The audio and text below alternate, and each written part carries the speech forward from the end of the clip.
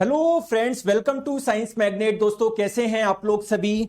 I hope सभी बहुत अच्छे हैं, शानदार है, जानदार है। दोस्तों, शुरू करने जा रहे हैं हम लोग एटम एंड मॉलिक्यूल का पार्ट नंबर 4। दोस्तों, पिछली क्लास में हम लोगों ने जो पढ़ा है उसके कुछ मैं क्वेश्चंस प्रैक्टिस करवा देता हूं, जिससे आप लोगों को लगे कि हाँ यार, कि जो मैं पढ़ रहा हूं मेरे से क्वेश्चन बन रहे हैं, है ना। आप देखिए, चलिए दोस्तों, पहले मैं आपको फिर से बताता हूं, अभी तक जो हम लोगों ने पढ़ा उसके कुछ क्वेश्चंस की प्रैक्टिस मैं करवा देता हूं, फिर हम लोग थोड़ा सा आगे चलेंगे। चलिए बताइए दोस्तों, आप लोगों को बोला जा रहा है परमाणु क्रमांक 35 और द्रव्यमान संख्या 80 वाले परमाणु में न्यूट्रॉन की संख्या कितनी है, आप लोगों को बताना है। देखो, आपको एटॉमिक नंबर कितना दिया हुआ है 35, यानी इसके एटम में, इसके परमाणु में प्रोटॉन की संख्या कितनी है 35 है। बहुत बढ़िया। दोस्तों, द्रव्यमान संख्या दी गई है 80। द्रव्यमान संख्या क्या होती है सर? प्रोटॉन प्लस न्यूट्रॉन की संख्या के योग को हम लोग द्रव्यमान संख्या बोलते हैं। ये दिया हुआ है आपको 80।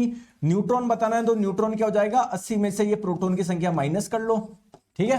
तो ये कितना हो जाएगा आप लोगों का? 45 हो जाएगा। ऑप्शन नंबर बी आपका करेक्ट आंसर हो जाएगा। कोई दिक्कत नहीं होगी आई थिंक, है ना। सिंपल सा क्वेश्चन है। चलिए, अच्छी बात है। नेक्स्ट क्वेश्चन आपके स्क्रीन पे, आंसर आप लोग बताए। दोस्तों, एक तत्व दिया हुआ है आप लोगों को X, इसका एटॉमिक नंबर, परमाणु क्रमांक दिया हुआ है आप लोगों को 89 और इसकी द्रव्यमान संख्या दी गई है आपको 231। आपको बताना है इसके परमाणु में प्रोटॉन, न्यूट्रॉन और इलेक्ट्रॉन कितने होंगे। देखो दोस्तों, एटॉमिक नंबर आपको क्या बताता है? परमाणु संख्या या परमाणु क्रमांक आपको क्या बताता है कि उसके परमाणु में, उसके एटम में प्रोटॉन की संख्या कितनी है। तो सर, प्रोटॉन की संख्या कितनी है? 89 है। आपको पता है जितने प्रोटॉन होते हैं उतने इलेक्ट्रॉन होते हैं, तो प्रोटॉन 89 तो इलेक्ट्रॉन भी कितने? 89, ठीक है। ये क्या है आपका सर? प्रोटॉन प्लस न्यूट्रॉन की संख्या का योग कितना है? 231 है। तो न्यूट्रॉन आपका कितना हो जाएगा सर? 231 में से जो प्रोटॉन की संख्या है उसे माइनस कर लीजिए। तो 11 में से 9 गया, बचा 2, 12 में से 8 गया 4, और इधर 1, 142 तो आप लोगों का आ जाएगा दोस्तों न्यूट्रॉन की संख्या, ठीक है। और प्रोटॉन की संख्या कितनी थी? 89, इलेक्ट्रॉन की भी 89। ऑप्शन नंबर बी आपका सही आंसर हो जाएगा। समझ आ रहा है? समझ आ रहा है? कोई दिक्कत नहीं है सर। चलिए चलिए, इसका आंसर बताएंगे आप लोग। ये तो बिल्कुल देखते ही आप लोग बता सकते हो। देखिए, आपको परमाणु क्रमांक दिया हुआ है 17 और प्रोटॉन की संख्या पूछी गई है। तो देखो, ये वाला डाटा तो आप लोगों को ऐसे एक्स्ट्रा दिया हुआ है आपको कंफ्यूज करने के लिए। आपको पता है परमाणु क्रमांक आपको क्या बताता है? प्रोटॉन की संख्या। तो सीधे सीधे आपका आंसर ऑप्शन नंबर सी हो जाएगा। चलिए दोस्तों, इसका आंसर बताएंगे आप लोग। इसका आंसर बताएंगे। एक रिएक्शन दी गई है आपको, वहां पर आप लोग देख पा रहे हो कैल्शियम कार्बोनेट से क्या बन रहा है? Calcium oxide plus carbon dioxide. आपको बोला गया है ये 10 ग्राम था, इससे आपका कैल्शियम ऑक्साइड 5.6 ग्राम बना है और कार्बन डाइऑक्साइड का x ग्राम बना है। तो कितना ग्राम बना है ये आपको बताना है। देखो, आपको मैंने बताया था कंजर्वेशन ऑफ मास, है ना, द्रव्यमान का संरक्षण। द्रव्यमान के संरक्षण का नियम क्या बोलते हो? जब भी कोई आपका अभिक्रिया होती है, कुछ भी नया आपका प्रोडक्ट बनता है, उत्पाद बनता है, उसका कुल द्रव्यमान पहले जो अभिकारक था उसके कुल द्रव्यमान के बराबर होगा। तो 5.6 प्लस x का मान किसके बराबर होगा? यहां पर टोटल कितना था? 10 ग्राम, उसके बराबर होगा। ना इससे ज्यादा होगा ना कम होगा। तो x का मान कितना हो जाएगा? 10 में से 5.6 आप लोग माइनस कर लीजिए। आपका आंसर कितना हो जाएगा? 4.4 हो जाएगा। Option number C. समझ में आ रहा है? चलिए, नेक्स्ट क्वेश्चन आपके स्क्रीन पे। सर, इलेक्ट्रॉन की खोज किसने करी? मैंने आपको बताया था इलेक्ट्रॉन की खोज करी थी जे थॉमसन ने। Correct answer option number C हो जाएगा। दोस्तों, जेम्स चैडविक ने किसकी खोज करी थी सर? इन्होंने खोज करी थी न्यूट्रॉन की। क्या आप लोग मुझे बता सकते हो कि रदरफोर्ड कौन थे? सर, एटम, परमाणु के अंदर न्यूक्लियस होता है, नाभिक होता है, इसकी डिस्कवरी करी थी रदरफोर्ड ने। दोस्तों, आपको पता है एटम के अंदर प्रोटॉन भी पाया जाता है, उसकी डिस्कवरी किसने करी थी सर? उसकी डिस्कवरी करी थी गोल्डस्टीन ने। उनका पूरा नाम क्या है? यूजीन गोल्डस्टीन, ठीक है। चले, बहुत बढ़िया। नेक्स्ट क्वेश्चन देखो, ये अच्छा क्वेश्चन है, ध्यान से आप लोग बताइए। परमाणु के द्रव्यमान के लिए निम्नलिखित में से कौन जिम्मेदार है? आपको पता है सर एटम के अंदर क्या क्या पाए जाते हैं, प्रोटॉन, न्यूट्रॉन, इलेक्ट्रॉन, तो आपको लगेगा इसके पूरे द्रव्यमान के लिए सर ये तीनों जिम्मेदार है। लेकिन मैंने आपको बताया था इलेक्ट्रॉन बहुत हल्का होता है, इसका कोई कंट्रीब्यूशन नहीं होता। तो ओवरऑल जो हम लोग किसी भी एटम का द्रव्यमान होता है वो किसकी वजह से होता है, प्रोटॉन एंड न्यूट्रॉन की वजह से होता है। समझ में आ गया? देखो अगर किसी ने अच्छे से पढ़ा है तो उसके सारे क्वेश्चन बन गए होंगे। आई होप आपको यहां तक समझ में आ गया होगा। अब थोड़ा सा आगे चलते हैं। बिल्कुल, चलिए लास्ट में हम लोग प्रीवियस ईयर क्वेश्चन भी करेंगे, जैसे आपसे ये क्वेश्चन बने वैसे आप लोगों से वो भी बन जाएंगे। तो फाइनली दोस्तों अब हम लोग थोड़ा सा आगे चलते हैं। जितना हम लोगों ने पढ़ा था मैं आपको यह बताना चाह रहा हूं कि फाइनल स्ट्रक्चर क्या होगा एटम का, परमाणु की संरचना होती कैसे है। अभी तक पता नहीं किसने क्या बताया किसने क्या बताया, लेकिन होता क्या है सर, एटम के बीच में होता है न्यूक्लियस यानी नाभिक, जहां पर क्या होते हैं, प्रोटॉन और न्यूट्रॉन जितने भी होते हैं उस परमाणु में वो सारे आपको न्यूक्लियस में मिलेंगे। बहुत बढ़िया। और जो सर इलेक्ट्रॉन्स होते हैं ना वो इसके चारों ओर चक्कर लगाते हैं कुछ कक्षाओं में, है ना, चारों ओर कक्षा में चक्कर लगाते हैं। जैसे एक फॉर एग्जांपल मैं आपको बताऊं सोडियम का परमाणु क्रमांक होता है 11, द्रव्यमान संख्या होती है 23, यानी सोडियम के एक परमाणु में प्रोटॉन कितने हैं, 11। जितने प्रोटॉन उतने इलेक्ट्रॉन, प्रोटॉन 11 तो इलेक्ट्रॉन भी 11। दोस्तों ये 23 क्या है सर, प्रोटॉन प्लस न्यूट्रॉन की संख्या का योग है। तो प्रोटॉन प्लस न्यूट्रॉन कितने, 23, तो न्यूट्रॉन कितने हो जाएंगे, 12। तो अगर मैं आपको बोलूं सोडियम के एटम का स्ट्रक्चर बताओ तो आप लोग बोलोगे सर इसके बीच में जो न्यूक्लियस होगा ना, नाभिक होगा, उसमें सर 12 न्यूट्रॉन और 11 प्रोटॉन मिलेंगे, जबकि जो इलेक्ट्रॉन होंगे ना वो बाहर चक्कर लगाएंगे। देखो ये है इसका, ये बीच में सारे प्रोटॉन न्यूट्रॉन हो गए, इलेक्ट्रॉन बाहर चक्कर लगाएंगे। अब बस दिक्कत आपको भी एक ही है। दिक्कत क्या है सर, मुझे ये नहीं पता ये पहली कक्षा में कितने इलेक्ट्रॉन रहेंगे, दूसरी में कितने रहेंगे, तीसरे में कितने रहेंगे, सर मुझे ये नहीं पता। बस मुझे ये पता है कि इलेक्ट्रॉन इस न्यूक्लियस के चारों ओर कुछ कक्षा है उसमें घूमते रहेंगे। ये बात सही है क्या? तो आज हम लोग बेसिकली ये ही पढ़ने वाले हैं कि मतलब इलेक्ट्रॉन कैसे आप लोगों के कोशों में रहेगा। क्लास नहीं चल रही दोस्तों, इतने इसमें से कितने ऐसे बच्चे हैं जो बोल रहे हैं सर क्लास चल रही है, मेरे को तो कोई दिक्कत नहीं आ रहा है, एक बार यस कमेंट कर दो। क्योंकि सब बच्चों के जवाब आ रहे हैं, सब अच्छे से पढ़ रहे हैं, एक दो बच्चों की दिक्कत आ रही है, एक दो बच्चे बार बार कमेंट कर रहे हैं। किन की क्लास सही चल रही है, सही चल रही है क्या?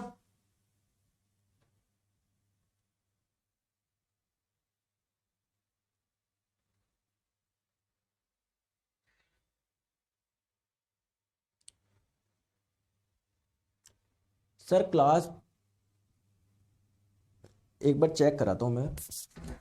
विकास वो क्लास देख लो, कोई दिक्कत थोड़ी आ रही है, बहुत बच्चे बोल रहे हैं, है ना। तो अगर कोई दिक्कत आ रही है मैं चेक कराता हूं, हो जाएगा, परेशान मत होइए आप, है ना, बिल्कुल भी परेशान मत होइए। चलिए दोस्तों अब हम लोग समझते हैं थोड़ा सा आगे।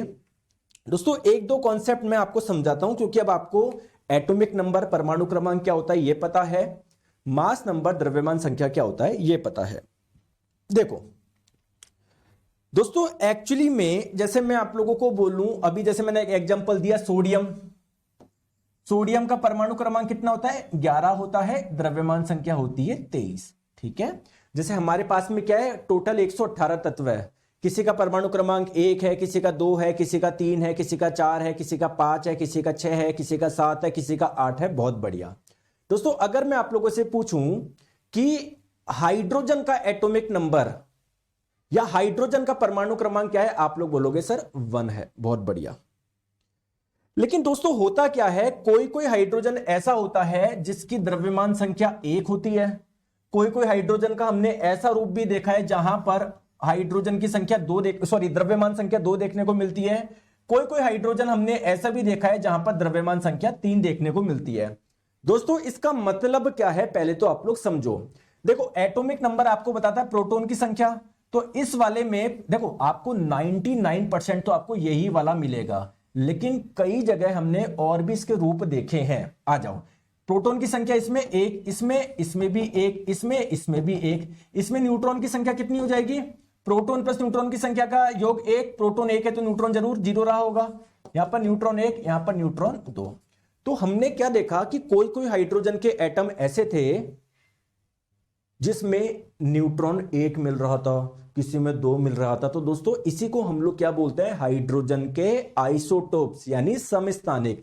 दोस्तों समस्थानिक किसको बोलते हैं? जिसके परमाणु क्रमांक तो समान हो, जिसका परमाणु क्रमांक एटॉमिक नंबर तो समान हो लेकिन जिसकी द्रव्यमान संख्या अलग अलग हो, उसको आप लोग बोलते हैं आइसोटोप्स यानी समस्थानिक। जैसे हाइड्रोजन के 3 आइसोटोप पाए जाते हैं। सर ऑर्बिट और सेल में कोई डिफरेंस होता है क्या? अरे सब बताएंगे, एक बार आप पढ़ो, आप दिमाग खुल जाएगा जब पढ़ोगे आप। अभी सुनो, है ना? तो 3 आइसोटोप्स होता है, 1H1, 1H2, 1H3। इसका नाम है प्रोटियम। जनरली जब भी हाइड्रोजन की बात होती है वो इसी वाले की बात होती है, क्योंकि सर्वाधिक मात्रा में यही पाया जाता है। ठीक है, तो इसका नाम है प्रोटियम, इसका ड्यूट्रियम, इसका ट्रिटियम। आप लोग बोलोगे कि सर फिर हाइड्रोजन, जब भी हम लोग हाइड्रोजन बोलते हैं हम लोग यही क्यों समझते हैं? क्योंकि दोस्तों 99% यही मिलता है आपको, है ना, यही। ठीक है, आ जाओ। तो अगर मैं बोलूं आइसोटोप समस्थानिक की डेफिनेशन क्या है? जिनके दोस्तों एटॉमिक नंबर सेम हो लेकिन द्रव्यमान संख्या अलग अलग हो। या इसकी कोई और परिभाषा भी हो सकती है क्या? सर जिसमें प्रोटॉन की संख्या समान हो लेकिन न्यूट्रॉन की संख्या अलग अलग हो, उसको हम लोग आइसोटोप समस्थानिक बोलेंगे। इसकी एक डेफिनेशन ये भी हो सकती है। ठीक है, चलिए नेक्स्ट, आइसोबार समभारिक। समभारिक में जस्ट उल्टा, सर जिनके एटॉमिक नंबर अलग अलग है लेकिन उनकी मास नंबर सेम है, द्रव्यमान संख्या समान है, तो सर उसको हम लोग बोलते हैं आइसोबार यानी समभारिक। जैसे आप लोग यहां पर देख लो, ये देखो, देखो इसको ऐसे लिख लो या इसको ऐसे लिख लो, बात एक ही है, कंफ्यूज मत हो जाना। ठीक है, पोटेशियम को ऐसे लिख लो या ऐसे लिख लो, बात एक ही है, मतलब द्रव्यमान संख्या हमेशा ऊपर ही लिखी जाएगी। ठीक है, ठीक है। इन तीनों में क्या कॉमन है? सर तीनों का मास नंबर, द्रव्यमान संख्या तो समान है लेकिन एटॉमिक नंबर क्या है? अलग अलग है, तो इसको हम लोग बोलते हैं आइसोबार समभारिक। दोस्तों क्या आपने सोचा है, कभी दिमाग लगाने की कोशिश करी है क्या? सर इनको हम लोग आइसोबार समभारिक क्यों बोल रहे हैं? इसका कारण बताओ मुझे, इसका कारण बताओ। इसको आप लोग समभारिक क्यों बोल रहे हो? इन तीनों को समभारिक क्यों बोला? इनका नाम ऐसा क्यों दिया समभारिक, यानी जिनका भार समान हो? देखो दोस्तों, किसी भी एटम का भार जो होता है, उसका जो द्रव्यमान होता है, किसके वजह से होता है? उसमें प्रोटॉन और न्यूट्रॉन की वजह से होता है। तो इसमें भी प्रोटॉन प्लस न्यूट्रॉन की संख्या 40 है। इसका एक परमाणु लोगे, इसका एक परमाणु लोगे, उसमें भी प्रोटॉन प्लस न्यूट्रॉन की संख्या 40 है, इसमें भी 40 है। इसलिए इन तीनों के भार समान है, द्रव्यमान समान है, इसलिए आप लोग बोलोगे क्या? आप लोग क्या बोलोगे? इनको समभारिक बोलते हैं। आई होप आपको समझ में आ गया होगा। यार ये लड़का है अनुराग विश्वकर्मा जी। अनुराग जी, आपके जो डाउट आते हैं ना, मैं सबकी रेस्पेक्ट करता हूं, लेकिन एक मेरे को पढ़ाने तो दो। सर ड्यूट्रियम का क्या काम होता है? अभी पढ़ा दूं? ड्यूट्रियम ऑक्साइड, भारी जल, मॉडरेटर, फिजिक्स में आएगा वो आपके। अभी मैं खुद ही आपस में कंफ्यूज होते रहते हो। कोई बच्चा पता नहीं क्या बोल रहा है, सर अभी मैं पढ़ा रहा हूं, सर शेल क्या होता है? अरे मैं पढ़ाऊंगा, वेट तो करो आप। बीच बीच में आप फिर, इसलिए आपको समझ में नहीं आता। मैं जो पढ़ा रहा हूं अपना सारा ध्यान इधर रखो, सब भूल जाओ, सब भूल जाओ, सारा ध्यान इधर रखो। आप एक सीक्वेंस में नहीं पढ़ते हो, इधर उधर भागते हो, तभी तो दिक्कत होती है आपको समझने में, है ना? तो जो चीज जहां पर आएगी, जो चीज बायोलॉजी में आएगी बायोलॉजी पढ़ेंगे, जो वहां पर पढ़ेंगे। अब जैसे बायोलॉजी में मैं जब पढ़ाता हूं पाचन तंत्र, बोलते हैं सर कोशिका में जो माइटोकॉन्ड्रिया होता है उसका क्या? अरे वो जब कोशिका वाला चैप्टर आएंगे उसमें पढ़ेंगे। ठीक है, तो आप निश्चिंत रहो, जैसे मैं पढ़ा रहा हूं सीक्वेंस में पढ़ो, कंफ्यूज मत करो अपने आप को, वरना दिक्कत हो जाएगी, आपको समझ में नहीं आएगा। चलो आ जाओ, यहां तक मुझे नहीं लगता कोई दिक्कत आप लोगों को आ रही होगी। बहुत बढ़िया, आ जाओ दोस्तों। सिमिलरली जैसे आइसोटोप्स होते हैं, आइसोबार होते हैं, वैसे ही क्या होता है? आइसोटोन, सम न्यूट्रॉनिक। सर ये सम न्यूट्रॉनिक किसको बोल दिया? अरे जिसमें न्यूट्रॉन की संख्या समान हो उनको बोल दो। वैसे ही जिसमें इलेक्ट्रॉन की संख्या समान हो उसको आइसो इलेक्ट्रॉनिक बोल देते हैं। समझ में आ गया क्या? तो यहां पर आप लोग देखो, इस सिलिकॉन का एटॉमिक नंबर है 14, मास नंबर है 30। बताओ उसमें न्यूट्रॉन की संख्या कितनी है? प्रोटॉन तो 14 हो गए, प्रोटॉन प्लस न्यूट्रॉन कितने हो गए? 30 हो गए। तो न्यूट्रॉन कितने होंगे आप बताओ कैलकुलेशन करके? सर 16 होंगे। इसमें बताओ फास्फोरस का एटॉमिक नंबर है 15, यानी इसमें प्रोटॉन है 15। द्रव्यमान संख्या 31, यानी इसमें प्रोटॉन प्लस न्यूट्रॉन है 31, तो न्यूट्रॉन कितने होंगे? 16 होंगे। तो दोस्तों इन दोनों में न्यूट्रॉन की संख्या समान है, इसलिए हम लोग इसको आइसोटोन्स, हिंदी में सम न्यूट्रॉनिक बोलते हैं। क्लियर? तो आइसोटोन सम न्यूट्रॉनिक किसको बोलोगे? सर जिनके द्रव्यमान जिनमें न्यूट्रॉन्स की संख्या समान हो। सिंपल सी चीज है। ठीक है, चलो आगे हम लोग बात करते हैं। चलो इसका एक क्वेश्चन का आंसर दे दो।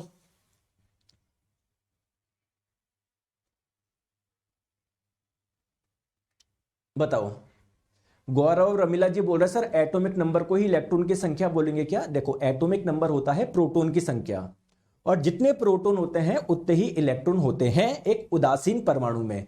लेकिन अभी आगे मैं आपको बताऊंगा कि कोई कोई इलेक्ट्रॉन क्या कर देता है, त्याग भी देता है, ग्रहण भी कर लेता है, फिर उसमें इलेक्ट्रॉन की संख्या चेंज हो जाएगी ना, हो सकता है ज्यादा हो जाए कम हो जाए, है ना। ठीक है, आ जाओ।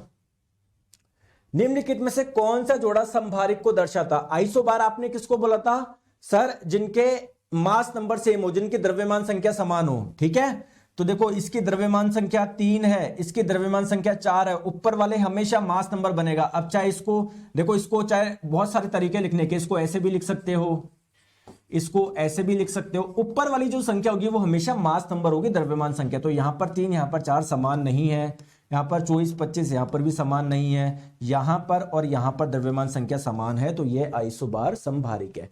चलिए अब आई होप आपको यहां तक क्लियर है, कहीं कोई दिक्कत नहीं है। आ जाओ अब मजे की बात करते हैं। दोस्तों किसी भी एटम में प्रोटॉन न्यूट्रॉन इलेक्ट्रॉन होते हैं, तो प्रोटॉन और न्यूट्रॉन में तो आपको कोई दिक्कत नहीं आएगी। क्यों सर? क्योंकि बेचारे वो तो सारे कहां पर बैठेंगे, एटम के अंदर जो न्यूक्लियस होता है ना, नाभिक, सबको बिठा दो, चाहे 20 प्रोटॉन हो 10 न्यूट्रॉन हो, जो भी हो सबको एक साथ बिठा दो। दिक्कत हमको यहां पर आ रही है सर, इलेक्ट्रॉन कहां पर रहेंगे? तो इसके चारों ओर इलेक्ट्रॉन चक्कर लगाते हैं, इसमें कक्षा होती है, जैसे मान लो पहली कक्षा या दूसरी कक्षा।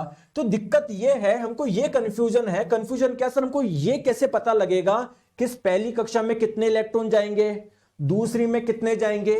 तो हम लोग बेसिकली क्या करने वाले हैं, ये जो कक्षा है या जिसको कोश भी बोलते हैं, इंग्लिश में शेल भी बोलते हैं, इस कोशों में इलेक्ट्रॉन का कैसे वितरण करें। जैसे मैं बोलूं मेरे पास में 20 इलेक्ट्रॉन है, इस परमाणु में वितरण करो, पहली कक्षा में कितने डालोगे, दूसरे में कितने डालोगे, तो हम लोग ये पढ़ने वाले हैं। समझ में आ गया क्या? तो आपको मैं क्या बोल रहा हूं, आप इलेक्ट्रॉन का डिस्ट्रीब्यूशन कर रहे हो, भाई पहले में 2 जा रहे हैं, दूसरे में 8 जा रहे हैं, जो भी हो। तो एक्चुअली में किसी भी एटम के शेल में, कोश में, ये जो इलेक्ट्रॉन का वितरण है ना, जो इलेक्ट्रॉन का आप लोग डिस्ट्रीब्यूशन कर रहे हो, इसे ही आप लोग क्या बोलते हो, इलेक्ट्रॉनिक कॉन्फ़िगरेशन बोलते हो, यानी इलेक्ट्रॉनिक विन्यास बोलते हो। जैसे अभी हम पढ़ेंगे कि सोडियम का इलेक्ट्रॉनिक विन्यास ये होता है 2,8,1। इसका मतलब क्या है सर? इसका मतलब यह है कि इसके पहले कोश में 2 इलेक्ट्रॉन है, दूसरे में 8 है, तीसरे में 1 है। दोस्तों यहां तक समझ में आ गया क्या? प्लीज बताओ।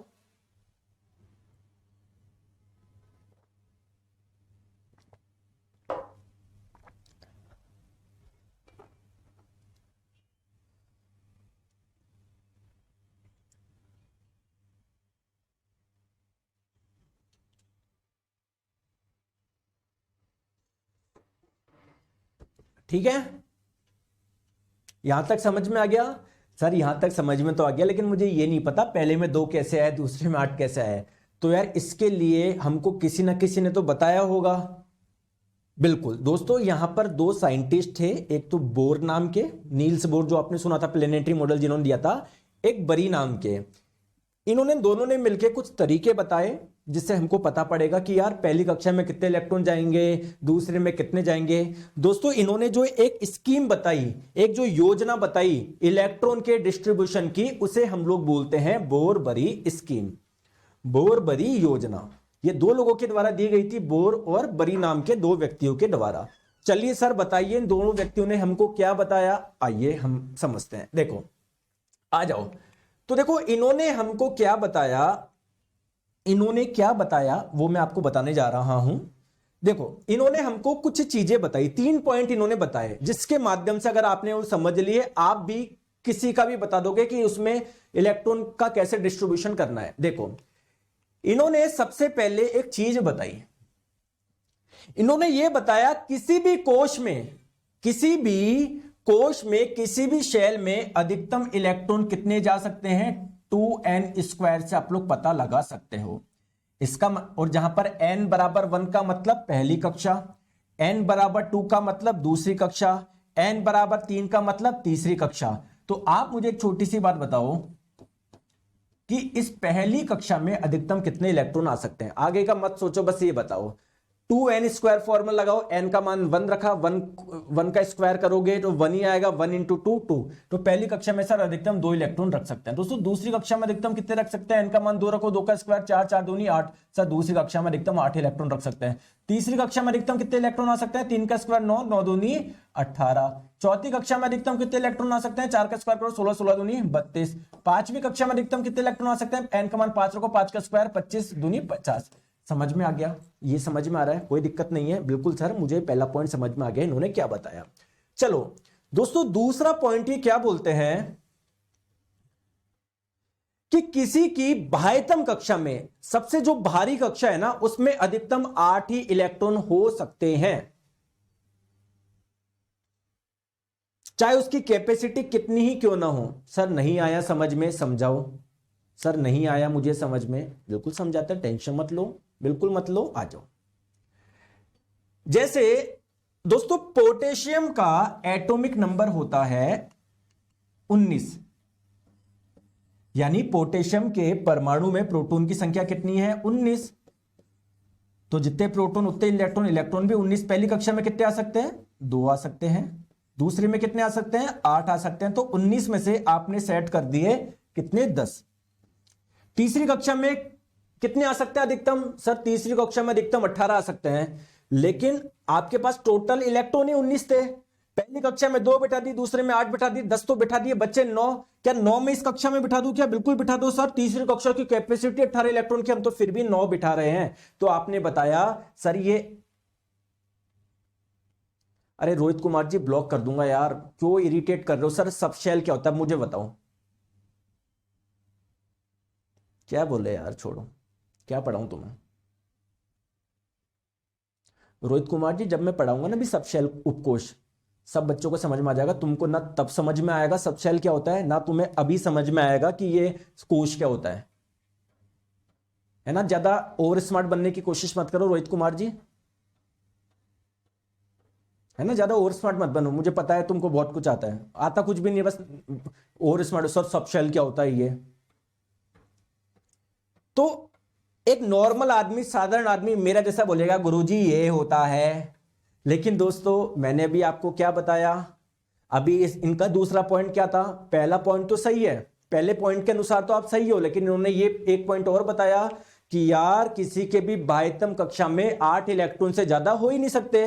तो देखो आपने इसकी बाह्यतम कक्षा में कितने बिठा दिए? 9 बिठा दिए। 8 से ज्यादा हो ही नहीं सकते, चाहे कैपेसिटी कितनी ही ज्यादा क्यों ना हो। ये पॉइंट आई होप आपको समझ में आ गया होगा। दोस्तों एक चीज आप लोग और ध्यान रखिएगा, अगर किसी के बाह्यतम कोश में 8 इलेक्ट्रॉन हो जाते हैं तो वह स्टेबल हो जाता है, वह स्टेबल हो जाता है। जैसे आर्गन है, आर्गन का परमाणु क्रमांक है 18। बताओ इसमें इलेक्ट्रॉन का डिस्ट्रीब्यूशन बताओ कैसा होगा? सर 18 है परमाणु क्रमांक, यानी प्रोटॉन की संख्या 18, जितने प्रोटॉन उतने इलेक्ट्रॉन, इलेक्ट्रॉन भी 18। पहली कक्षा में 2 आ सकते हैं, दूसरे में 8। तो 18 में से 10 को सेट कर दिया, बचा 8, अगली कक्षा में चले जाएंगे। देखो इसके बाह्यतम कोश में 8 है ना, तो ये स्टेबल है। तो आर्गन किसी से भी अभिक्रिया नहीं करता, इसलिए हम लोग इसको बोलते हैं इनर्ट गैस, अक्रिय गैस। किसी से अभिक्रिया करता ही नहीं है, क्यों करेगा? क्योंकि इसके बाह्यतम कोश में 8 है, स्टेबल हो गया। समझ में आ गया दूसरा पॉइंट? आपको 8 से ज्यादा इलेक्ट्रॉन नहीं रखने। चलिए आ जाओ सर तीसरा पॉइंट भी बताओ, तीसरा पॉइंट भी बताओ। दोस्तों तीसरा पॉइंट यह है कि आपको सबसे पहले भरनी है पहली कक्षा, पहला कोश, या जिसे के कोश भी बोलते हैं, दूसरा कोश जिसको एल कोश भी बोलते हैं, तीसरा कोश जिसको एम भी बोलते हैं, चौथा कोश जिसको एन भी बोलते हैं। तो जब तक अंदर वाले कोश भरे नहीं आगे मत भागो। सर एक एग्जाम्पल के तहत समझाओ। आइए जैसे मैंने आपको बोला सोडियम है, सोडियम का परमाणु क्रमांक है 11। बताओ इसमें इलेक्ट्रॉन का वितरण कैसे होगा? सर पहली कक्षा में 2, दूसरे में 8, बचा हुआ एक अगली कक्षा में चला जाएगा। ये एक बिल्कुल सही तरीके से आपने डिस्ट्रीब्यूशन किया है। लेकिन मान लो अगर मैं ऐसे करता 2, इसमें मान लो मैं 4 ही बिठाता, ठीक है, फिर इसमें 5 बिठा देता, तो दोस्तों ये गलत तरीका है। क्यों? क्योंकि आपने अंदर वाली कक्षा भी पूरी भरी नहीं, सीधे आगे चले गए। जब तक अंदर वाली कक्षा भरे नहीं आप लोग आगे मत डालो। जैसे रोहित कुमार जी सुन लो, आपके अंदर वाली कक्षा है अभी, ये तो समझ नहीं रहे, आगे भाग रहे हो आप। समझ में आया क्या? इनके तीनों पॉइंट किस किस को समझ में आए? अगर इनके तीनों पॉइंट समझ में आए तो मैं भी आपको क्वेश्चंस करवाऊंगा, देखते हैं कितने लोग कर पाते हैं, कितने लोग नहीं कर पाते। ठीक है, बताऊं दोस्तों, आपकी एनसीईआरटी में भी जो हमारे पास में 18 तत्व है, पहले 18 तत्व कौन कौन से होते हैं? एटॉमिक नंबर 1 होता है हाइड्रोजन का। देखो आप एक काम करोगे क्या, एक काम करोगे क्या मेरे बोलने पर, और मेरे बोलने पर क्या, वो आपको करना ही पड़ेगा दोस्तों। 1 से 30 आपको एटॉमिक नंबर परमाणु क्रमांक वाले तत्व ध्यान रखने हैं। किस किस को याद है? 1 से 30, ज्यादा याद नहीं रखना, मैं आपकी पूरी केमिस्ट्री इसमें करवा दूंगा। ऐसे तो 118 तत्व है, 1 से 30 दोस्तों याद ही रखना है, कोई ऑल्टरनेट नहीं है। हाइड्रोजन, हीलियम, और ऐसे नहीं कोई ट्रिक से याद रखो, एक कहानी बना रहे हो जैसे हाइड्रोजन हीलियम, पता नहीं, बनेगी भी नहीं। सिंपल याद रखो, hydrogen, helium, lithium, beryllium, boron, carbon, nitrogen, oxygen, fluorine, neon, sodium, magnesium, aluminium, silicon, phosphorus, sulphur, chlorine, argon, potassium, calcium, scandium, vanadium, chromium, manganese, iron, cobalt, nickel, copper, zinc. 30 तक याद रख लोगे क्या? ठीक है, ठीक है। तो आपके एनसीईआरटी में बोला गया है कि देखो स्टार्टिंग के जो 18 तत्व है ना, उनका एटम कैसा होता है, उन्होंने फोटो दिखा दी। जैसे एल्यूमिनियम का इन्होंने दिखाया है, ये एटम ऐसा होता है कि भाई बीच में तो न्यूक्लियस हो गया, नाभिक। पहली कक्षा में कितने इलेक्ट्रॉन? 2। दूसरी कक्षा में कितने? 8। और तीसरी कक्षा में 3। अब मैं आपको बोल रहा हूं, ये तो आप भी बना सकते हो। बना सकते हो क्या? चलो इन 18 में से मैं कोई आपको 5 के एग्जांपल दे देता हूं, आप अपने हिसाब से करो, फिर चेक करेंगे कि सही है या नहीं है। ठीक है सर, केल कोई शेल है क्या? हाँ, पहले कोश को के कोश के नाम से जानते हो, दूसरे को एल के नाम से, तीसरे को एम के नाम से, चौथे को एन के नाम से। ठीक है, चलो आ जाओ, मुझे बताओ जल्दी से, मुझे बताओ हाइड्रोजन जिसका परमाणु क्रमांक 1 है, बताओ इसका इलेक्ट्रॉनिक विन्यास बताओ। हीलियम का बताओ, ठीक है, और बोरोन का बताओ जिसका परमाणु क्रमांक 5 है, बहुत बढ़िया सर। और नियोन का बताओ जिसका परमाणु क्रमांक 10 है। और बताओ, आप बताओ सल्फर का बताओ जिसका परमाणु क्रमांक 16 है। ठीक है, और किसका बताओगे? और एक सिलिकॉन का बता दो जिसका परमाणु क्रमांक 14 है। चलो बताओ, इलेक्ट्रॉनिक विन्यास बताओ, जल्दी जल्दी बताओ, बताओ।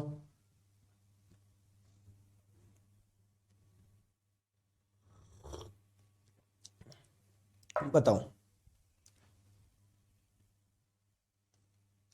आ जाओ।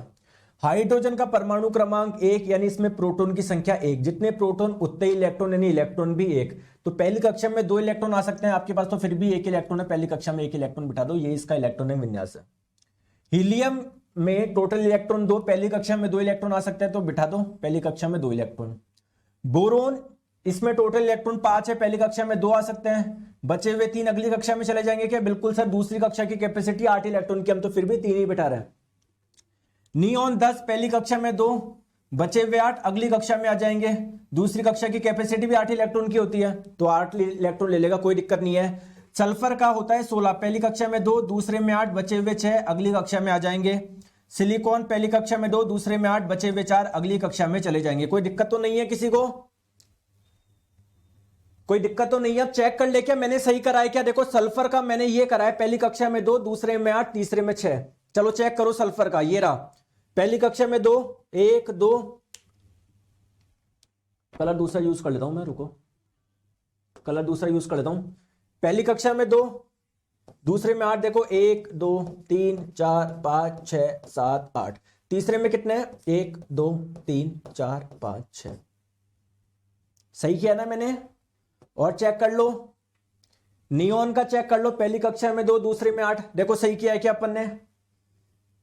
पहली कक्षा में 2, दूसरे में 8, 1 2 3 4 5 6 7 8। सही किया है क्या? सही किया है क्या? तो आपने भी बिल्कुल सही किया होगा, है ना? अगर गलत किया है तो जो अपनी गलती है उसको पहचान लेना, ठीक है। दोस्तों हमारे पास में जितने भी तत्व है ना, कुछ ठोस अवस्था में पाए जाते हैं, नॉर्मल टेम्परेचर पे, रूम टेम्परेचर की बात कर रहा हूं मैं। अगर आप लोग गर्म करोगे तो हर कोई लिक्विड में कन्वर्ट हो जाएगा, और गर्म करोगे तो हर कोई गैस में चला जाएगा। मैं नॉर्मल टेम्परेचर की बात कर रहा हूं। जैसे गोल्ड आपको ठोस अवस्था में मिलता है ना, ठीक है। तो आप मुझे यह बताओ कि कौन कौन से तत्व है जो गैसीय अवस्था में मिलते हैं। Sir hydrogen, oxygen, nitrogen. बहुत बढ़िया, अच्छी बात है। दोस्तों मुझे एक चीज बताओ, इसके बाह्यतम कोश में 8 इलेक्ट्रॉन है, तो क्या ये स्टेबल है क्या? जिसके बाह्यतम कोश में 8 होते हैं वो स्टेबल होता है क्या? बिल्कुल। तो क्या इसको किसी से अभिक्रिया करने की जरूरत है क्या?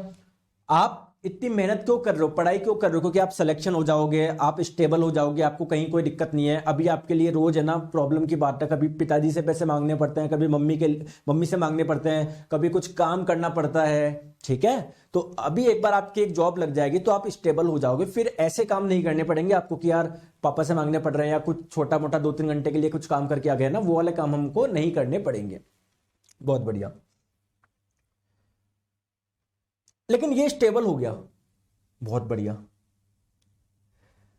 दोस्तों आपने सुना होगा ऐसी गैस जो अभिक्रिया नहीं करती उसे बोलते हैं इनर्ट गैस, जैसे neon, argon, krypton, xenon, radon, इन सभी के बाह्यतम कोश में 8 इलेक्ट्रॉन है।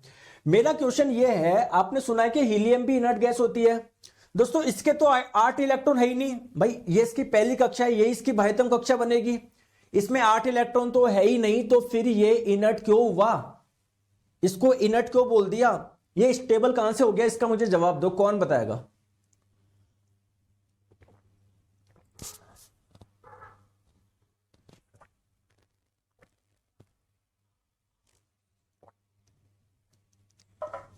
बताओ। देखो आप ही को जवाब देना है, दिमाग चलाओ। आप बोलेगे सर पहली कक्षा की कैपेसिटी ही 2 इलेक्ट्रॉन की है, 2 आ तो गए। सर फर्स्ट 1 से 30 लिखवा देंगे क्या? अरे नेट पे मिल जाएंगे, आप गूगल पे सर्च कर लेना है ना, वरना हम जब आगे पढ़ेंगे ना पीरियोडिक टेबल वहां पर भी मैं बताऊंगा, लेकिन 1 से 30 आप गूगल से करके ध्यान रख लेना। बताओ, क्योंकि सर पहले की कैपेसिटी 2 इलेक्ट्रॉन की है और 2 भर तो गए, स्टेबल हो गया, इसको अब कुछ चाहिए ही नहीं, तो इसलिए ये भी क्या है? इनर्ट है, अक्रिय है। आई होप आपको समझ में आया होगा। चलिए दोस्तों, ये एनसीईआरटी वाले बहुत प्यारे लोग हैं। सर बहुत प्यारे लोग क्यों हैं? आपने दिमाग लगाया कि इन्होंने आर्गन तक ही क्यों दिया? आपने दिमाग लगाया, इन्होंने पोटेशियम का क्यों नहीं बताया? सर ऐसे नहीं बताया होगा, चलो तो आप बता दो, नहीं बताया तो। इन्होंने कैल्शियम का क्यों नहीं बताया? आप बता दो, लो बताओ। बहुत प्यारे लोग हैं ये। देखो एटॉमिक नंबर है 19, यानी इसमें प्रोटॉन है 19, इलेक्ट्रॉन भी 19। सर पहली कक्षा में 2 इलेक्ट्रॉन आ सकते हैं, दूसरे में आ सकते हैं 8, बच्चे कितने? 9 चल जाएंगे अगली कक्षा में। लेकिन दोस्तों आपको पता है बाह्यतम कक्षा में 8 इलेक्ट्रॉन से अधिक नहीं हो सकते, तो दिक्कत हो गई। चलो ठीक है, तो ये गलत हो गया। दोस्तों कैल्शियम का पहली कक्षा में 2, दूसरे में 8, बचे हुए 10 अगली कक्षा में चले जाएंगे। तो आपको लगा कि यार ये, लेकिन बाह्यतम कक्षा में 8 से ज्यादा नहीं हो सकते, तो ये भी गलत हो गया। तो एक्चुअल में कैल्शियम का सही इलेक्ट्रॉनिक विन्यास होता है 2,8,8,2। मेरे मन में ये क्वेश्चन है, ये बिल्कुल सही इलेक्ट्रॉनिक विन्यास है। मेरे मन में क्वेश्चन है 2,8,9,1 क्यों नहीं किया अपन? ये भी तो कर सकते थे,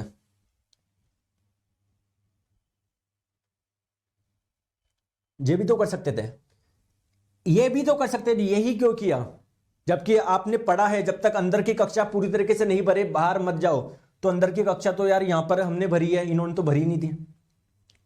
दोस्तों एक्चुअली में इसके लिए ये कहां से आया? ये कहां से आया? पोटेशियम का होता है 2,8,8,1।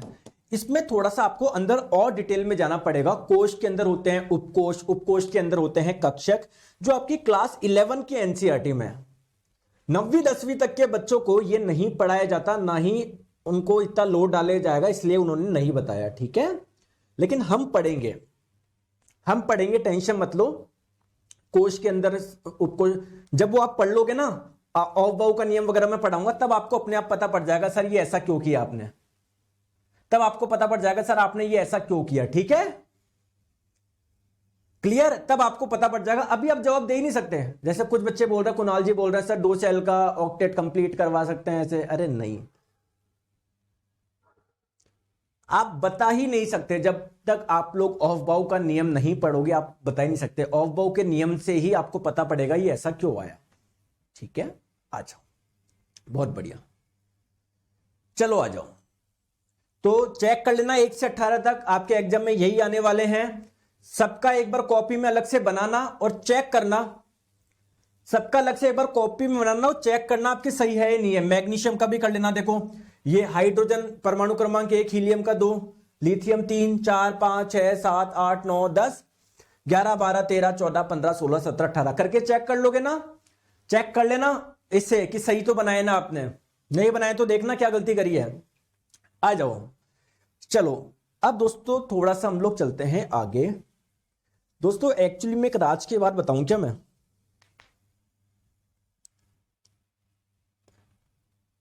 जैसे जब हम लोग छोटे बच्चे थे, हमको राज्यों के नाम बताए जाते थे कि ये महाराष्ट्र है, ये मध्य प्रदेश है।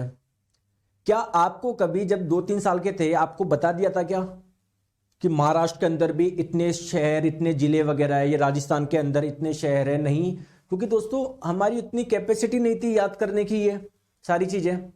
बचपन में आपको मैथ्स में तो गिनती ही तो पढ़ाई जाती थी, मुझे भी 1, 2, 3, 4। क्या भैया फर्स्ट सेकंड क्लास में आपको पढ़ा दिया गया था कि a² + b² बराबर ये है, या a + b का होल स्क्वायर बराबर a² + 2ab + b² है? पढ़ा दिया था कि बचपन में ही? नहीं पढ़ाया था, है ना, क्योंकि हम उस समय उतना वो नहीं होते, डेवलप नहीं होते, हमारे समझने की इतनी कैपेसिटी नहीं है। इसीलिए मैंने भी बहुत प्यार प्यार से आपको बताया पहले कोश में क्या होता है, दूसरे में क्या होता है, लेकिन अब प्यार से आप लोग समझ गए। अब थोड़ा सा हम लोगों को डिटेल में जाना पड़ेगा, हमको कुछ और पॉइंट भी स्टडी करने पड़ेंगे। सर क्या है बताओ, आ जाओ दोस्तों। एटम जो परमाणु होता है ना, परमाणु के बीच में होता है दोस्तों न्यूक्लियस यानी नाभिक। ये बात आपको अच्छे से पता है, बहुत बढ़िया दोस्तों। परमाणु के चारों सॉरी नाभिक के चारों, न्यूक्लियस के चारों क्या होता है, शेल होते हैं, कोश होते हैं, ये भी आपको पता है। लेकिन आपकी जानकारी के लिए बता दूं दोस्तों, ये जो शेल होते हैं ना, शेल कोश, जैसे मान लो आपको अभी तक केवल ये पता था महाराष्ट्र, राजस्थान, उत्तर प्रदेश, और आपको कोई बता दे उत्तर प्रदेश में भी अलग अलग शहर है यार, है ना, आपके लखनऊ है, प्रयागराज है, समझ में आ रहा है? तो वैसे मैं आपको बता रहा हूं दोस्तों, एक्चुअली में शेल के अंदर भी क्या पाए जाते हैं, सब शेल उपकोश पाए जाते हैं। इतना सा ध्यान रख लोगे क्या? और जैसे मैं बोलूं, मान लो आप लखनऊ में रहते हो या प्रयागराज में रहते हो, मैं बोलूं प्रयागराज के अंदर भी अलग अलग जगह पाई जाती है, गांधीनगर, आदर्श नगर। सिमिलरली दोस्तों सब शेल उपकोश के अंदर भी क्या पाए जाते हैं, जो जगह पाई जाती है जहां पर आपको इलेक्ट्रॉन मिलेंगे उसे आप लोग बोलते हैं ऑर्बिटल, हिंदी में कक्षक। ठीक है, एक लड़का है अजय जायसवाल जी, सर मेरा सही हो रहा है, मेरा नाम लीजिएगा। आपका नाम ले लिया, आप खुश हो जाओ आप, है ना, अब आप खुश हो जाओ, अब आपको पढ़ने की कोई जरूरत नहीं है। क्या मन को खुश करते रहते हो छोटी छोटी बातों से? सर मेरे पहले टेस्ट में 20 क्वेश्चन सही हो गए। उस दिन आना मेरे पास में और आओगे आप कि सर सिलेक्शन लेकर आया हूं, मैं उस दिन बहुत खुश होऊंगा यार। मैं अभी दुखी होता हूं, आप अपनी छोटी छोटी से खुश हो जाते हो, क्योंकि अभी दोस्तों बहुत लंबी रेस है, हमको वहां तक चलना है। हमको अपनी जो एनर्जी है ना, हमको जो खुशी, हमारी खुशी का लेवल ही वो रखना है कि यार सिलेक्शन होगा सर। उस दिन मैं ना ऐसे, मैं ये नहीं खुश मत रहो, खुश होइए, लेकिन छोटी छोटी चीजें अपने आपको प्रभावित मत दे। हमारी जर्नी बहुत लंबी है, अभी बहुत सारी चीजें पढ़नी है, टेंशन मत लो दोस्तों। जैसे यूपी, एमपी, राजस्थान, कर्नाटका जैसे होते हैं, है ना, राज्य के नाम है, वैसे ही दोस्तों कोशों के क्या क्या नाम है, पहला कोश, दूसरा कोश, तीसरा कोश, है ना। इसको हम लोग के कोश, एल कोश, एम कोश, एन कोश भी बोलते हैं। बहुत बढ़िया।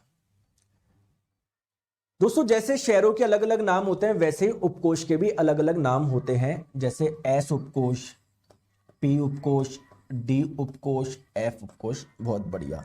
तो हमको बेसिकली सर कुछ चीजें पढ़नी है, स्टडी करनी है। क्या क्या, आ जाओ। एक तो कोष पढ़ना है, कोष तो आप लोग पढ़ चुके हैं, इसमें तो कोई दिक्कत नहीं है। कोष के बारे में मैं आपको बताऊंगा, सबशेल उपकोष क्या होते हैं, उसके बारे में बताऊंगा मैं, ऑर्बिटल यानी कक्षक क्या होता है। अभी मैं आपको बहुत बेसिक भाषा में, साधारण भाषा में मैं समझाऊं तो कोष के अंदर उपकोष होते हैं। उपकोष के अंदर छोटी छोटी जगह होती है जहां पर आपको इलेक्ट्रॉन मिलेंगे, ठीक है।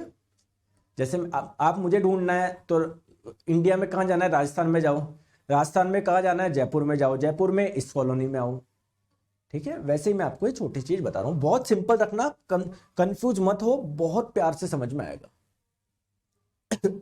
बहुत बढ़िया, आ जाओ। चलो सबसे पहले समझते हैं शेल, जिसको हिंदी में आप लोग कोष या कक्ष या कक्षा बहुत सारे नाम से जानते हो, ऑर्बिट भी आप लोग बोल सकते हो इंग्लिश में। बहुत बढ़िया दोस्तों, कुछ भी नहीं है, एटम में बीच में न्यूक्लियस है, इसके चारों ओर जो कक्षाएं है ना, उसमें क्या होते हैं, इलेक्ट्रॉन चक्कर लगाते हैं। बहुत बढ़िया, सिंपल सी बात है, कोई नया पॉइंट तो कुछ है नहीं। आ जाओ बात करते हैं दोस्तों शेल के बारे में, ठीक है। दोस्तों क्या आपको पता है क्या कि जैसे मान लो ये पहली कक्षा है, इसमें जो इलेक्ट्रॉन चक्कर लगा रहे हैं उसकी एनर्जी अलग होगी। इस दूसरी कक्षा में जो इलेक्ट्रॉन चक्कर लगा रहे हैं उनकी एनर्जी ज्यादा होगी। आपको पता है, मैं आपको पिछले क्लास में बताया था कि इलेक्ट्रॉन जो होते हैं ना, वो एक फिक्स एनर्जी लेवल वाले कक्षा में चक्कर लगाते हैं। जैसे आप एक छोटा सा एग्जांपल बताता हूं। जैसे दोस्तों मान लीजिए मेरे को शूज पहनने हैं, मैं मार्केट में गया, यहां पर एक बहुत बड़ा शोरूम था, शोरूम नंबर 1। यहां पर एक दुकान थी, दुकान को बोल देता हूं मैं दुकान नंबर 1, ठीक है। और दोस्तों मान लो यहां पर कोई दूसरी दुकान थी, दुकान नंबर 2, है ना। दुकान नंबर 1 पे जो जूते मिलते हैं मान लो 400 रुपए के प्राइस है उसकी, ठीक है। दुकान नंबर 2 में जो है मान लो दोस्तों वहां पर 800 रुपए के मिलते हैं, और शोरूम में जो जूते हैं वो 5000 रुपए के जूते हैं, ठीक है। दोस्तों मेरा जो बजट है वो है, मैं 400 रुपए तक के जूते अफोर्ड कर सकता हूं, ना इससे सस्ते ना इससे महंगे, 400 रुपए तक के पहनने मुझे।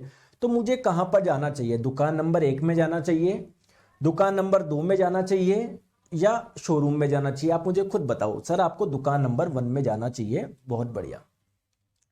मैं दुकान नंबर 1 में गया, मेरे जेब में थे 400 रुपए, मुझे आप में से कोई मिल गया, सर क्या करने आए हो बेटा? अरे सर मैं आपसे पढ़वाऊं, मैं एलपी टेक्नीशियन बन गया, क्या बात कर रहे हो सर, आओ आपको जूते दिलाऊं। तो आपने मेरी जेब में 4600 रुपए डाल दिए। और कितने? 4600 रुपए। पहले 400 थे, आपने 4600 रुपए डाल दिए, 5000 रुपए हो गए। तो मैं कहां जा सकता हूं, मैं कहां जा सकता हूं, मैं कहां जा सकता हूं? सर इधर चल जाओ अब आप। अगर मेरी जेब में 400 रुपए ही होते तो ना मैं इधर जा पाता ना इधर जा पाता, मेरे लिए केवल एक ही जगह है। सिमिलरली क्या होता है दोस्तों, इन कक्षाओं की अलग अलग एनर्जी होती है। सबसे कम एनर्जी किसकी होती है? पहली कक्षा की। उससे ज्यादा एनर्जी किसकी होती है? दूसरी कक्षा की। उससे ज्यादा एनर्जी किसकी होती है? तीसरी कक्षा की। उससे ज्यादा एनर्जी किसकी होती है? चौथे कक्षा की। अगर मैं आपको बोलूं कोई इलेक्ट्रॉन है जो चौथी कक्षा में चक्कर लगा रहा है, तो उसके पास में एनर्जी ज्यादा होगी, या वो इलेक्ट्रॉन जो पहली कक्षा में चक्कर लगा रहा है उसके पास में इलेक्ट्रॉन एनर्जी ज्यादा होगी? तो सर पहली वाली जो कक्षा है ना, वो गरीबों के लिए है, जिनकी एनर्जी कम है, जिनकी ऊर्जा कम है। तो सर अगर इलेक्ट्रॉन इसमें चक्कर लगा रहा है, इसका मतलब उसकी ऊर्जा कम है, तभी इस वाले में बैठा है, वो इसी वाली कक्षा में। अगर उसके पास में और ज्यादा एनर्जी होता तो सर वो बाहरी वाली कक्षा में होता। तो आप लोग क्या बोलोगे कि सर उसकी एनर्जी ज्यादा है, इसकी एनर्जी कम है, ठीक है। दोस्तों अगर मान लो कोई इलेक्ट्रॉन इसमें चक्कर लगा रहा है और मैंने इससे एनर्जी निकाल ली, थोड़ी बहुत एनर्जी निकाल ली, तो ये कहां पर जाएगा? सर ये इसके पास पैसे कम हो जाएंगे, एनर्जी कम हो जाएंगे, तो इससे कम एनर्जी वाले कक्षा में वो आ जाएगा। दोस्तों मान लो पहली कक्षा में कोई इलेक्ट्रॉन चक्कर लगा रहा है, अगर मैं इसको एनर्जी दे दूं तो ये कहां जाएगा सर, ये भारी कक्षा में जाएगा, क्योंकि वहां अब एनर्जी ज्यादा आ गई तो ज्यादा एनर्जी वाले कक्षा में चक्कर लगाएगा। समझ में आएगा मैं क्या बोलना चाह रहा हूं? तो अगर आप लोगों से एग्जाम में पूछा जाए कि अगर कोई इलेक्ट्रॉन एनर्जी प्राप्त करता है तो वो कहां पर जाएगा, बाहरी कक्षा में जाएगा और आउटर शेल में जाएगा या अंदर वाली कक्षाओं में आएगा? आप लोग बोलोगे आउटर शेल में, बाहर की ओर जाएगा। समझ में आ गई बात को? आई होप आपको इतनी सी बात समझ में आ गई होगी। कोश क्या होता है बहुत अच्छे से आपको समझ में आ गया। ठीक है, ठीक है, मैं आपको फिर से बता देता हूं दोस्तों, जो पहला कोश होता है उसको हम लोग के शेल, के कोश के नाम से भी जानते हैं, दूसरे को एल के नाम से जानते हैं, तीसरे को एम के नाम से, चौथे को एन के नाम से। ठीक है, अच्छा, और किसी भी कोश में अधिकतम कितने इलेक्ट्रॉन आ सकते हैं उसका सूत्र भी मैंने बता दिया, 2n²। एन का मान 1 रखोगे तो पहली कक्षा में अधिकतम 2 आ सकते हैं, एन का मान 2 रखोगे यानी दूसरी कक्षा की बात हो रही है, दूसरी में कितने आ सकते हैं, 8 आ सकते हैं। समझ गए बात को? ठीक है, तो आई होप आपको कोश में कोई भी दिक्कत नहीं है, बहुत अच्छे से आप लोगों को समझ में आ गए होंगे। आज नेक्स्ट बात करते हैं दोस्तों सब शेल यानी उपकोश की। देखो मेरी बात को ध्यान से समझना, कंफ्यूज मत हो बिल्कुल भी। जैसे दोस्तों कोश के अलग अलग नाम होते हैं, के एल एम एन, वैसे ही क्या होते हैं सब शेल उपकोश के भी अलग अलग नाम होते हैं, एस पी डी एफ। इन उपकोश के अंदर छोटे छोटे रूम बने होते हैं, जिसमें इलेक्ट्रॉन आपको मिलेंगे। दोस्तों एक चीज आप लोग ध्यान रखोगे, जैसे उपकोश यानी जो सबशेल है ना, सबशेल, उसके अंदर क्या मिलेंगे, छोटे छोटे रूम मिलेंगे, जिसे आप लोग बोलोगे ऑर्बिटल यानी कक्षक, उसमें इलेक्ट्रॉन आपको मिलेंगे। बहुत बढ़िया। दोस्तों आप मुझे एक चीज बताइए, मैं बैठ जाऊं क्या? आपकी इजाजत हो तो? आपकी इजाजत हो तो बैठ जाऊं क्या? थोड़ा सा बैठ जाऊं? देखो मेरी बात को आप लोग ध्यान से समझो, मैं दिख रहा हूं, ऐसी बात नहीं है मैं नहीं दिख रहा। मेरा क्वेश्चन ये है, ध्यान से आप लोग समझना, मैं दिख रहा हूं नहीं दिख रहा? अरे दिख रहा हूं ना, अच्छा नहीं दिख रहा क्या? चलो दिख रहा हूं। हाँ देखो यार, मेरा एक छोटा सा क्वेश्चन है कि मुझे अभी बहुत गर्मी लग रही है, मुझे कहां जाना चाहिए, इंडिया में कहां जाना चाहिए? आप बोलोगे सर आ जाओ, ज्यादा गर्मी हो रही ना, आओ हमारे कश्मीर में, आओ लद्दाख में, आओ सर आपकी सारी गर्मी निकाल देंगे, है ना, बहुत ठंड है सर यहाँ पर। बहुत बढ़िया। तो है क्या, सबकी अपनी अलग अलग क्या है कैरेक्टरिस्टिक है, कहीं गर्मी है, कहीं सर्दी है, कहीं पर पानी वाली जगह है, कहीं पर सूखी वाली जगह है। ठीक है, तो दोस्तों एस उपकोश के अंदर के जो कमरे हैं, जो ऑर्बिटल है, उनकी शेप क्या होती है, स्फेरिकल होती है, गोलीय होती है। कई बार पूछा जाता है एस उपकोश के अंदर जो कक्षक होते हैं उनकी आकृति कैसी होती है, गोलीय आकृति होती है। पी उपकोश के अंदर जो कक्षक होते हैं उनकी आकृति कैसी होती है सर, डंबल। डंबल उठाए आपने कभी? डंबल उठाए क्या? बिल्कुल वैसी आकृति होती है। डी उपकोश के अंदर जो कक्षक पाए जाते हैं उनकी आकृति कैसी होती है, जैसे डबल डंबल की जैसी होती है। और एफ उपकोश के अंदर जो कक्षक पाए जाते हैं दोस्तों, उनकी आकृति क्या होती है, काफी कॉम्प्लेक्स होती है, जटिल होती है, जटिल, मतलब उसको एक बता ही नहीं सकते यार इसकी ऐसी शेप है, ऐसी, बहुत कॉम्प्लेक्स है, बहुत कॉम्प्लिकेटेड है।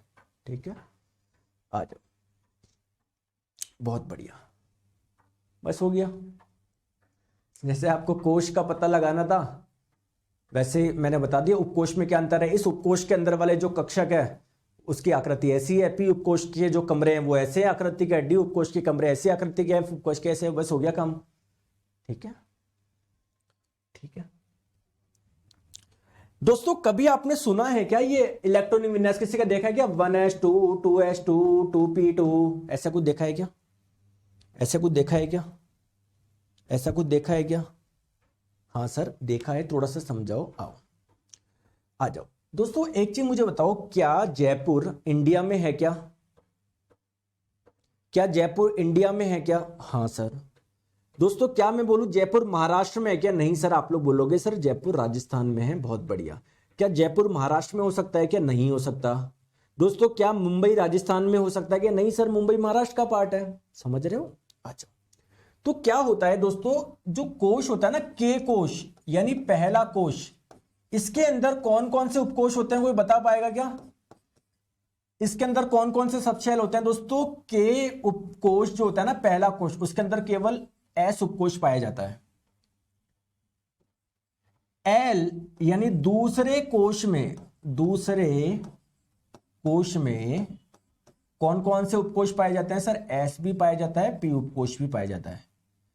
एम यानी तीसरे कोश में कौन कौन से उपकोष पाए जाते हैं सर? एस भी पाया जाता है, पी भी पाया जाता है, डी भी पाया जाता है। ठीक है ना। और सर जो एन यानी चौथे कोश की बात हो रही है, चौथे कोश में S B, P B, D B, F B, है ना, ये चार उपकोष पाए जाते हैं दोस्तों। हम इसको बहुत ज्यादा डिटेल में नहीं पढ़ेंगे, क्योंकि मैं टू बी ऑनेस्ट बताऊं, इतना ज्यादा डिटेल में नहीं पूछेगा आपसे, लेकिन हम लोगों को समझना दोस्तों, कई बार एक दो क्वेश्चन पूछ लेता है। ठीक है। अच्छा दोस्तों, कभी आपने जीवन में सुना है क्या जैसे 1s तो सुना है, 1s2, 2s2, 2p2, कभी आपने सुना है 1p? कभी सुना है क्या? नहीं सुना। कभी सुना है क्या 1d? नहीं। कभी सुना है 1f? नहीं। कभी सुना है 2d? सुना है? नहीं सर। क्यों नहीं सुना? क्योंकि दोस्तों दूसरे कोश में S और P ही होते हैं, D होता ही नहीं है। क्यों नहीं सुना आपने 1P 1D? क्योंकि सर पहले कोश में केवल S उपकोष होता है। समझ में आ गया क्या? तो मैं आपको यह बोलना चाह रहा हूं, पहले कोश में केवल S उपकोष होता है। तो मैं बोल दूं 1S नाम की कोई चीज मिलेगी, मतलब पहला कोश, दूसरा S उपकोष। क्या मैं लिख सकता हूं क्या 2S? बिल्कुल। 2P ऐसी कोई चीज मिल जाएगी क्या? बिल्कुल मिल जाएगी। 2S का मतलब है दूसरा कोश, S उपकोष। 2P का मतलब है दूसरा कोश, P उपकोष। अरे मिल जाएगी क्या ऐसी चीज है? बोलते नहीं हो क्या? ऐसी मार्केट में कोई चीज मिल जाएगी क्या? 3S, 3P, 3D ऐसा मिल जाएगा क्या मार्केट में? बिल्कुल मिल जाएगा। क्या ऐसा मिल जाएगा क्या 4S, 4P, 4D, 4F ऐसा मिल जाएगा क्या मार्केट में? मार्केट में ऐसी चीज मिल जाएगी क्या? कोई मिल जाएगी क्या? बस। तो ये एक्चुअली क्या है, कोई आप बता सकते हो 1s क्या है? दोस्तों ये कक्षक है, ऑर्बिटल है। ये कक्षक कहां पर पाया जा रहा है सर? पहले कोश में और S उपकोष में।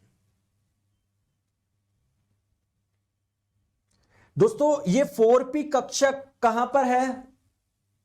जैसे आपने सुना होगा 4p2, इसका मतलब इस कक्षक में 2 इलेक्ट्रॉन है, और ये कक्षक है कहां पर? चौथे कोश में और p उपकोष में। दोस्तों आपने सुना है 3D, इस 3D का मतलब क्या है? तीसरा कोश और D उपकोष। दोस्तों इससे आगे अभी मैं नहीं पढ़ाऊंगा, वरना कंफ्यूज हो गए। तो अभी तक मैंने आपको पढ़ाया, इसको आप लोग रिवाइज करिए। कल अपना पूरा का पूरा एटम एंड मॉलिक्यूल कंप्लीट हो जाएगा। ठीक है, कल अपना पूरा हो जाएगा, है ना। इसके बाद में मैं आप लोगों को क्वांटम संख्या बता दूंगा। क्वांटम संख्या से आपका ये और क्लियर हो जाएगा क्या होता है एस पी डी एफ, है ना। और फिर लास्ट में हम लोग क्या करेंगे? क्वेश्चन करेंगे। ये अपना चैप्टर कल पूरा कंप्लीट हो जाएगा, है ना। तो जैसे मैं पढ़ा रहा हूं, बहुत आराम से पढ़ो, आपको कहीं कोई दिक्कत नहीं आएगी। सारे प्रैक्टिस क्वेश्चंस करवा रहा हूं, प्रीवियस ईयर क्वेश्चंस करा रहा हूं, कहीं कोई दिक्कत नहीं है आपको। बस मैं जैसे पढ़ा रहा हूं वैसे ध्यान रखिए, आप फालतू में परेशान मत हो। जैसे मैं पढ़ा रहा हूं बस उस पर आप लोग ध्यान दीजिए। ठीक है दोस्तों, तो आज के लिए हम लोग इतना रखते हैं। अपना ध्यान रखिए, मिलते हैं कल सेम टाइम दोपहर 1 बजे एटम एंड मॉलिक्यूल के नेक्स्ट पार्ट में। और कल अपना ये पूरा कंप्लीट हो जाएगा। ठीक है दोस्तों, थैंक यू सो मच।